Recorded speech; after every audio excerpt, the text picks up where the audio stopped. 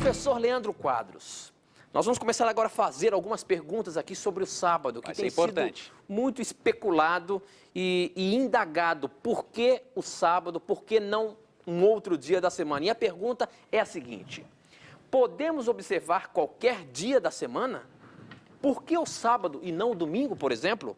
Como é que fica essa questão? Porque nós percebemos que a maioria das religiões guardam o domingo. Por que existe essa diferença entre sábado e domingo e por que não qualquer um outro dia da semana, professor?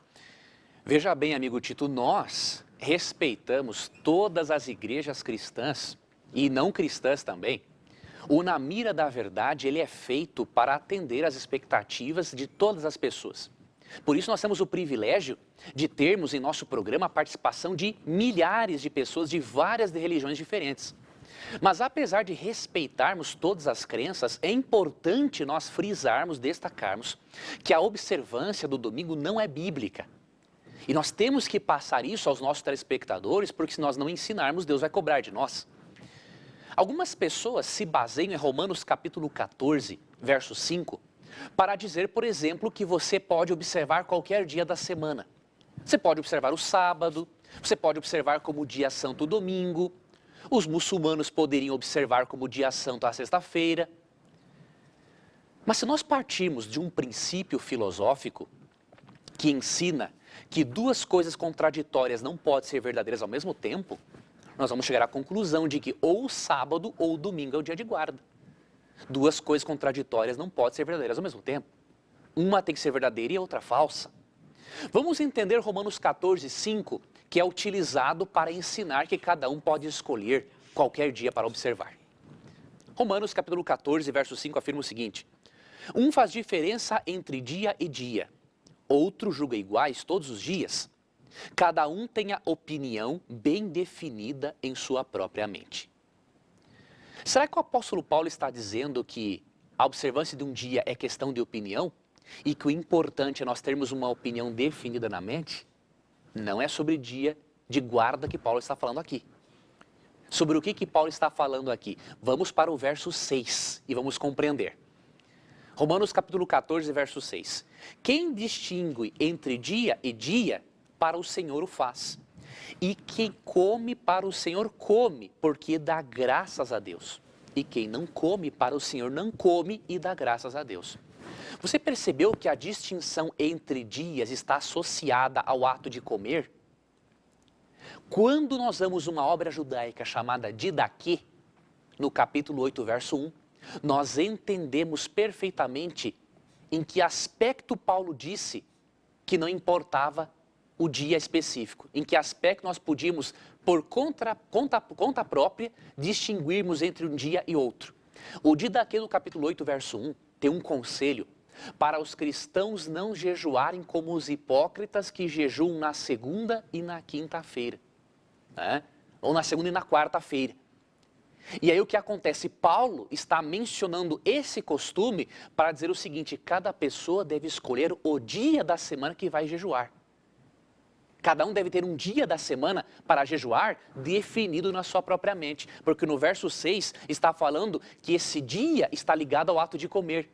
Então aqui não está falando do sábado, não está falando do domingo, não está falando da sexta-feira, não está dando ao ser humano a possibilidade de observar o dia da semana que quiser. Porque senão nós vamos fazer uma bagunça, uma anarquia na lei divina.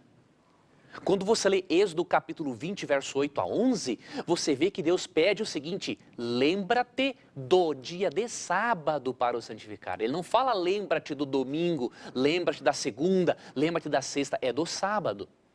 Agora você pode se perguntar: mas Leandro, qual é a importância de um dia? Queridos, é muito importante. Quando Adão e Eva, em Gênesis capítulo 3, pecaram, eles podiam argumentar: mas por que Deus vai levar em conta comer um fruto de uma árvore proibida? A questão não é um fruto em si, a questão é se você aceita a soberania e a autoridade de Deus na sua vida. Em relação ao sábado, a mesma coisa. Deus fala que é para você observar o sábado como memorial da criação. Mas aí você vai querer argumentar com Deus dizendo que você pode escolher qualquer outro dia? Ou você vai escolher o domingo porque a maioria dos cristãos observa o domingo? Você não pode fazer isso. né? Com o pecado não se brinca. Se Deus falou que é azul, não é verde. Se Ele falou que é sábado, não é domingo. E quando você vai a Gênesis 2, 1 a 3, você percebe a origem do sábado. Você percebe que esse aqui não foi um mandamento que Deus deu apenas para os judeus. Porque em Gênesis 2, 3 afirma o seguinte: e abençoou Deus o dia sétimo e o santificou, porque nele descansou da obra que fizeram. Deus abençoou e santificou e ele terminou.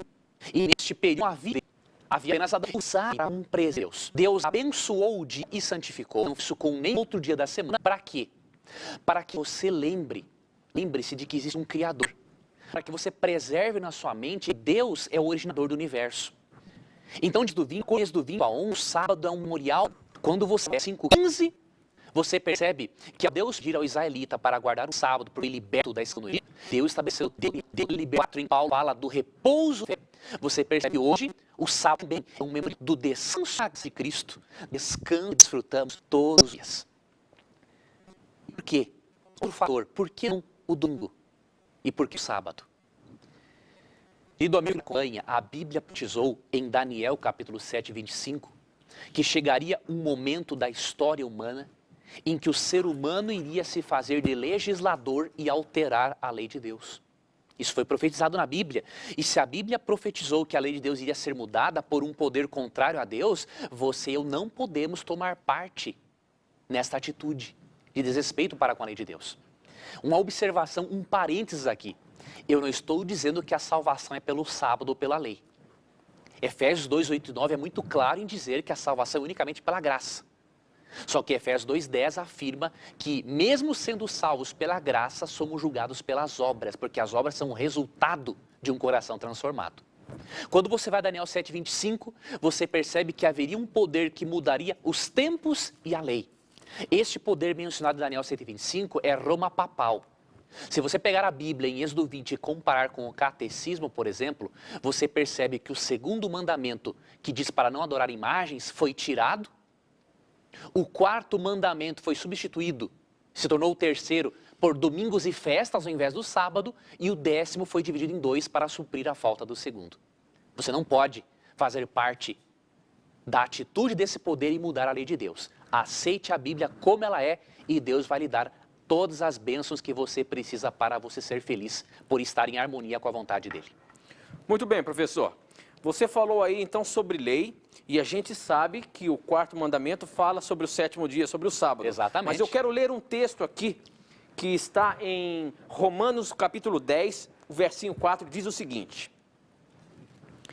porque o fim da lei é Cristo, para a justiça de todo aquele que crê.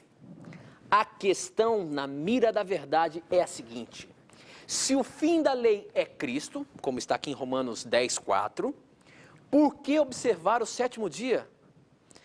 Hoje, já que, pelo que a gente percebeu na pergunta aqui, o fim da lei é Cristo, por que a gente precisa observar um dia, no caso, o sábado, o sétimo dia que estava lá na lei? Se quando Jesus veio, a lei acabou. Ótima pergunta, mesmo? Ótima pergunta, é isso mesmo. Realmente usam esse texto para dizer que a lei terminou com Cristo. Só que, na verdade, quando Paulo afirma em Romanos 10,4 que o fim da lei é Cristo, a palavra fim no grego não está dando o sentido de término. A palavra fim, do grego telos, significa alvo, objetivo. Então, Paulo está falando o seguinte: o alvo, o objetivo da lei, neste caso ele está se referindo aos livros de Moisés, aos 5 primeiros livros, o objetivo da Torá é nos levar a Cristo. Não está falando do fim da lei no sentido de terminar a lei, por alguns motivos. Se a palavra fim significasse, neste texto, que a lei acabou, nós vamos encontrar um problema interpretativo em 2 Pedro, capítulo 1, verso 9. 2 Pedro, capítulo 1, verso 9, afirma o seguinte: ou melhor, 1 Pedro, capítulo 1, verso 9. Obtendo o fim da vossa fé, a salvação da vossa alma. Será que a palavra fim aqui significa que a fé acabou? E quando a fé acaba eu posso ser salvo? Não. Quando afirma aqui que nós vamos obter o fim da nossa fé, Está falando, vocês vão obter o objetivo, o alvo, a finalidade da fé de vocês, a salvação eterna de vocês. Então a palavra fim indica finalidade. O propósito da Bíblia e o propósito da lei dos 10 mandamentos é nos levar até o Criador que nos salva. Olha como a lei tem uma função importante. A lei é óbvio, nós falamos aqui anteriormente, a lei não tem uma função salvadora. Isso aqui é muito importante destacarmos. Se você crê que você é salvo por observar a lei ou guardar um dia santo, você está em maus lençóis, porque a salvação é unicamente pela graça. O apóstolo Paulo, em Gálatas capítulo 2, verso 21, ele argumenta o seguinte, ele afirma de modo claro, não anulo a graça de Deus, pois se a justiça é mediante a lei, segue-se que Cristo morreu em vão. Se nós podemos ser tornados justos pela obediência, então Cristo morreu à toa, eu não precisaria de Cristo para ser justo, bastava obedecer a lei. Mas como o nosso corpo está doente pelo pecado, como afirma Romanos 7, a lei de Deus não pode ter função salvadora. Só que ela tem uma função importante, é por isso que quando Romanos 10,4 fala que o fim da lei é Cristo, está dizendo que a finalidade da lei é nos levar a Cristo. A lei tem essa função, não de nos salvar, mas nos mostrar quem pode nos salvar. Eu vou ler para você Romanos capítulo 3, verso 20, que é um texto importante para entendermos a função da lei e harmonizarmos com Romanos capítulo 10, verso 4. Romanos 3, 20 afirma, visto que ninguém será justificado, perdoado, tornado justo, diante dele por obras da lei, em razão de que pela lei vem o pleno conhecimento do pecado. Olha a função da lei. Paulo diz que pela lei vem o pleno conhecimento do pecado. Quando você erra e você se depara com os 10 mandamentos de Deus, você percebe, opa, eu estou errado. Eu cometi um erro, você compara a sua vida com os 10 mandamentos, eu estou errado. E aí o que acontece? Quando você reconhece, estou errado, preciso de ajuda, você recorre a quem? A lei não, a Jesus. Então a lei tem essa função, mostrar que precisamos de um Salvador. Eu gosto muito de um comentário que existe numa Bíblia de estudo evangélica, a Bíblia de estudo Plenitude. Esta Bíblia, quando comenta Romanos 3,31, ela tem um comentário muito importante. Romanos 3,31, Paulo afirma o seguinte, anulamos a lei pela fé? Não, de maneira nenhuma, antes confirmamos a lei. Paulo é claro, o fato de eu ter fé em Jesus, isso não me desobriga de obedecer a Deus. Ele é claro nisso. O que a Bíblia de Estudo Plenitude afirmou sobre esse texto? Eles falaram o seguinte, que as leis morais de Deus não foram abolidas pelo Evangelho de Cristo, porque o fato de Cristo ter morrido pelo ser humano, para pagar a dívida que o ser humano tinha para com a lei de Deus, mostra que a lei não foi abolida. E é verdade. Se a lei foi abolida, por que Cristo precisou vir aqui a este mundo e morrer no nosso lugar? Não seria mais fácil, querido amigo, Cristo lá do céu fazer uma alteração na lei e ele não precisar sofrer tanto para morrer pelo ser humano? Eu concordo. Nós concordamos com a Bíblia de Estudo Plenitude, quando afirma em Romanos 3,31, no comentário, na notinha de rodapé, que o fato de Cristo morrer na cruz para pagar a dívida do ser humano, isso prova que a lei é eterna. Cristo não ia morrer para pagar a nossa dívida para com uma lei mutável. Ele poderia ter mudado essa lei no céu. Então, se nós entendermos, querido amigo, querida amiga, a função da lei e colocarmos a lei no seu devido lugar, nós podemos dizer como o apóstolo Paulo. O que o apóstolo Paulo afirmou? Vamos ler 1 Timóteo 1, verso 8. Sabemos, porém, que a lei é boa se alguém dela se utiliza de modo legítimo. Se você usar a lei para você ir até Cristo, a lei vai ser boa para você. A lei vai te mostrar a necessidade de um Salvador, vai colocar você em harmonia com os padrões morais de Deus e com os padrões morais da nossa lei civil. Agora, se você fizer da lei o seu meio de salvação, aí a lei não será boa para você. Porque a lei vai mostrar a você constantemente que você está condenado. A função da lei é mostrar que você precisa de um Salvador e não salvar você. Então a lei é boa se alguém se utiliza dela de modo legítimo. Ela é boa se você coloca a lei de Deus no seu devido lugar. Algumas pessoas acham que pelo fato de nós estarmos no novo concerto, que é o novo acordo que Deus fez de nos salvar por meio do sangue de Cristo, nós não estamos mais obrigados a guardar a lei. Só que é uma teologia muito bonita da lei em Hebreus 8, verso 10. Hebreus 8, verso 10 afirma que o cristão transformado pela graça tem a lei de Deus escrita no seu coração e na sua mente. Então, no novo concerto, a lei não é abolida. Ela passa a ser escrita no coração do ser humano, para que o ser humano se pareça cada vez mais com Jesus Cristo. Este é o ensinamento bíblico. Muito bem, professor.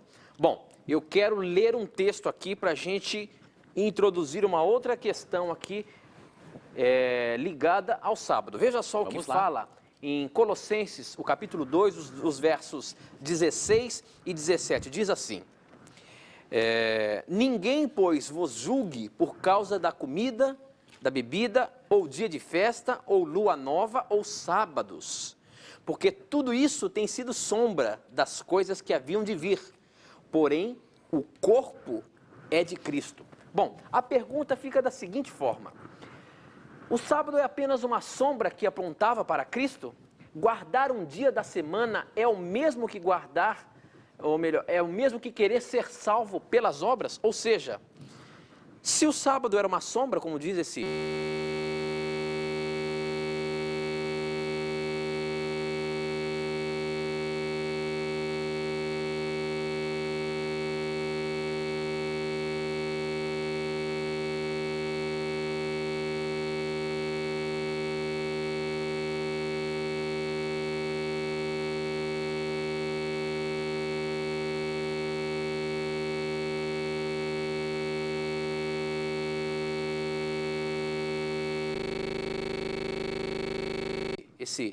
Esse verso da Bíblia, guardar um dia da semana é apenas uma questão de fazer por obras? É isso? Eu devo guardar o sábado para ser salvo? Sabe que esse texto, Tito, ele é muito utilizado para contradizer tudo que nós explicamos aqui com base na Bíblia. Nós aprendemos aqui que o sábado é o dia de guarda, que Deus faz questão que você separe um dia para adorá-lo, que a lei, mesmo não sendo o meio de salvação, ela é o resultado de um coração transformado, como afirma Hebreus 8:10, mas algumas pessoas se apegam a esse texto com toda a vontade para dizer o seguinte: não, Paulo disse que guardar o sábado não tem importância alguma para o cristão. É uma sombra, né? É uma sombra, já que o sábado é uma sombra que aponta para a realidade, que é Cristo. Então, sendo que Cristo veio e ele é a realidade, a sombra ficou para trás, não precisamos observar o sábado. Será que é isso que o apóstolo Paulo está ensinando? E outra coisa, né, professor? Ele está dizendo aí que então é por obras, né? Eu tenho que guardar para ser salvo, então eu tenho que fazer alguma coisa. Pois então, aí contradiz outro ensinamento bíblico, não é, Tito? Que algumas pessoas acham que os adventistas acreditam que a salvação é pelo sábado. Não é assim, querido amigo que nos acompanha.